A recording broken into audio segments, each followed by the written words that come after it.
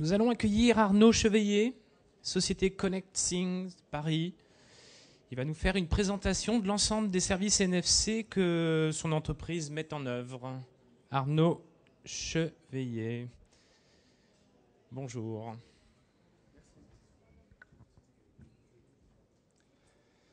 Eh bien, bonjour. Alors, je vais vous présenter donc en 10 minutes qui est Connectings. C'est une entreprise qui, aujourd'hui, a déployé beaucoup de tags NFC sur le territoire français, comme vous pouvez le voir derrière moi. Nous avons équipé la ville. Alors, bien sûr, la première ville qui a été équipée en NFC a été Nice. Donc, nous avons équipé l'ensemble des arrêts de transport de la ville de Nice, ainsi que les monuments emblématiques du Vieux-Nice. Nous avons également équipé à Marseille alors les principaux chantiers du quartier Euroméditerranée, ainsi que les arrêts de transport du centre-ville et du quartier d'Euroméditerranée à Marseille. Et ce qui est intéressant, en fait, c'est quand on équipe un mobilier, avec un tag NFC et évidemment un QR code, c'est que l'information qui est accessible derrière est une information, on va dire, assez utile, puisque sur un arrêt de bus, on va obtenir les horaires en temps réel du passage des bus à cet arrêt de bus. Et ce qui est intéressant également, c'est que lorsque vous allez vous connecter sur une palissade de chantier, vous obtiendrez les informations de la palissade. C'est-à-dire qu'un mobilier urbain va définir quel type d'information je vais obtenir.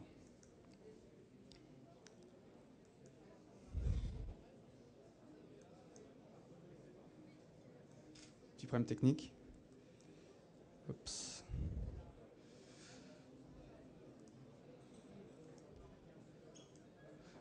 Alors, à Tours, nous allons équiper également les arrêts de transport, mais on va également y mettre un pass touristique, ce qui va permettre en fait aux gens à la fois d'acheter un billet de bus, d'acheter un billet de train et d'acheter un billet pour visiter un château de la Loire. Et aujourd'hui, la technologie NFC permet ça, permet de payer et d'avoir des droits sur son téléphone et de griller les droits à l'entrée d'un musée qui serait doté d'un tag NFC. Donc vous pouvez voir un petit peu l'illustration sur la slide qui est derrière moi. Et à Caen, pour finir un petit peu le tour de France, nous avons équipé les arrêts de transport et les bandes de vélos en libre service. En fait, ce qui est intéressant également, c'est de dire lorsque à un arrêt de bus, on me donne les horaires en temps réel, c'est très utile. Mais ce qui est également encore plus intéressant, c'est qu'on puisse m'indiquer est-ce qu'il y a des stations de vélo à proximité de cet arrêt de bus. Et donc là, en fait, on est dans ce qu'on appelle la transversalité des univers.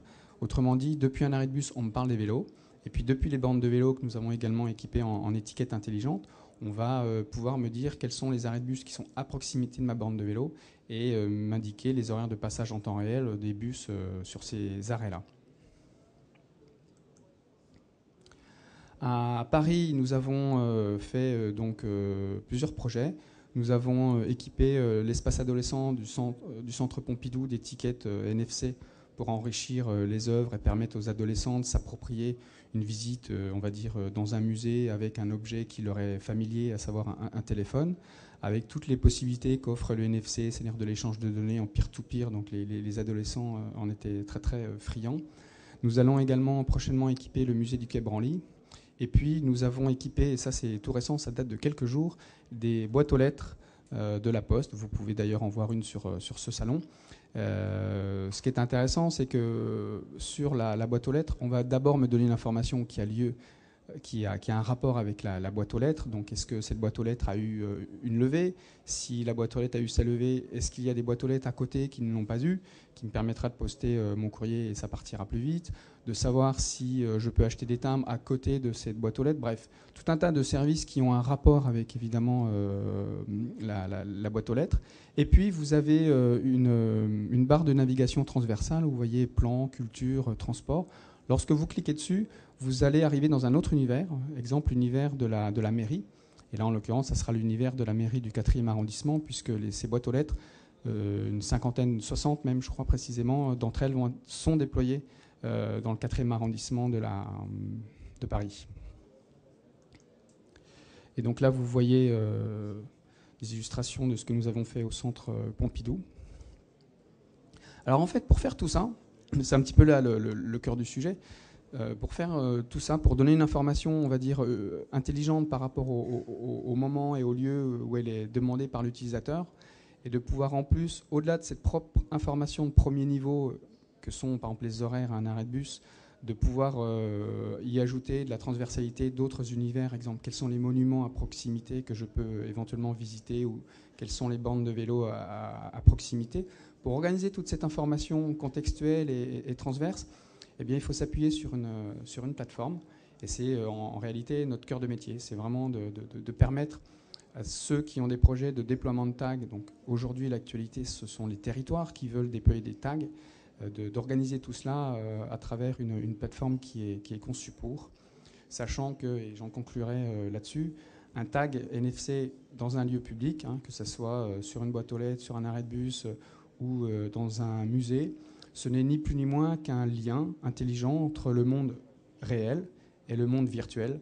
Et ce monde virtuel contient beaucoup d'informations, mais le tag a la vocation de simplifier son accès et de permettre cette connexion entre le réel et le virtuel. Voilà.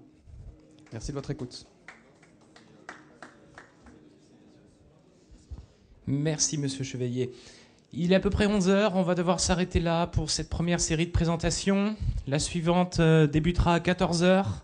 En attendant, je vous invite à rejoindre le fond du hangar, le fond du salon, où se tiendra à 11h30 une conférence animée par Laurent-Pierre Gillard, conférence intitulée « Regard sur le numérique ». Merci.